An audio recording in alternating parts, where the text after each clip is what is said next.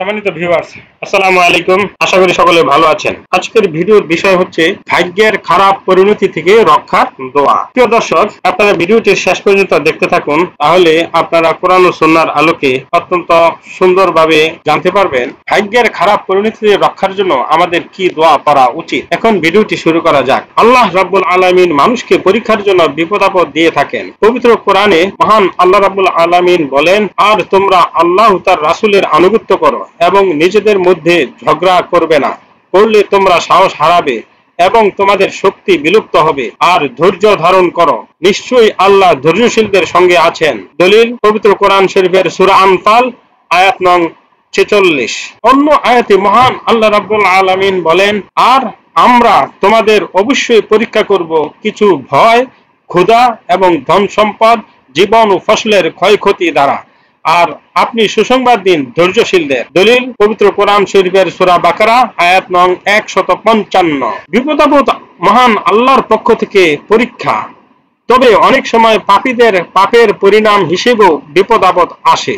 তবে পার্থক্য হচ্ছে নেককার ব্যক্তি বিপদে পতিত হয়েও একরকম প্রশান্তির অনুভূতি লালন করতে পারেন। পক্ষান্তরে পাপী ব্যক্তি বিপদে পড়লে পরলোকের কঠিন যন্ত্রণার কিছু অংশ দুনিয়াতেই ভোগ করতে থাকে।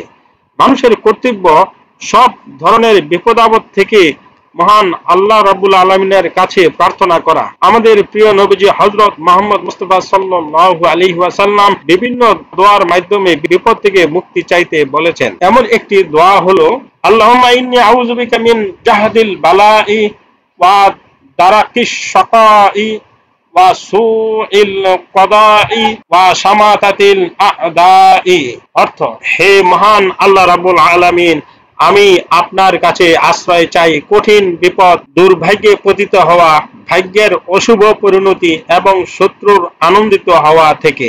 জলিলুল কদর সাহাবী হযরত আবু হুরায়রা রাদিয়াল্লাহু তাআলা আনহু থেকে বর্ণিত, রাসূল পাক সাল্লাল্লাহু আলাইহি ওয়াসাল্লাম এই দোয়ার মাধ্যমে সমস্ত বিষয় থেকে মহান আল্লাহ রাব্বুল আলামিনের কাছে আশ্রয় চাইতেন। দলিল বুখারী শরীফ হাদিস নং 6347, মুসলিম শরীফ হাদিস নং 2707।